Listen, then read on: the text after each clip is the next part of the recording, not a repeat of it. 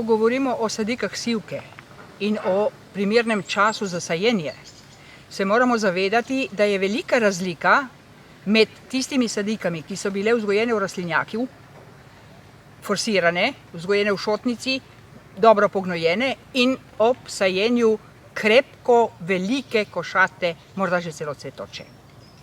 Drugi tip sadik sivk je pa takšen, ki ne deluje tako zelo košato, ne deluje, kako bi rekla, pomembno, sadike niso velike, ampak v naši vrtnariji posvečamo največ pozornosti trpežnosti, prekoreninjenosti grude.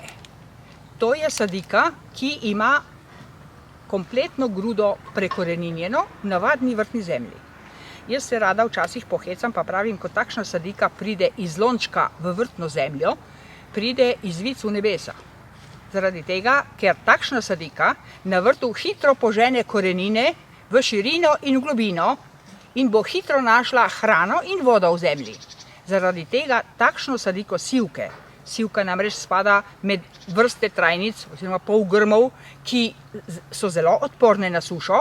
Če takšna sadika pride v zemljo sredi poletja, tudi pri visokih temperaturah si bo znala sama poiskati hrano in vodo v zemlji. Se pravi, čas sajenja takšnih sadik je kadarkoli, kadar imamo zemljo pripravljeno, kadar imamo čas to storiti in kadar imamo na razpolago trpežne sadike. Potem pa sivke zahtevajo nekaj malega nege.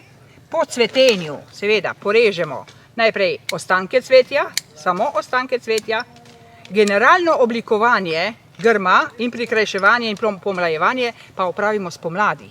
Dokaj nizko, da bomo imeli košato rast in da bomo imeli tudi v centralni Sloveniji na mraz in na sneg odporne sadike.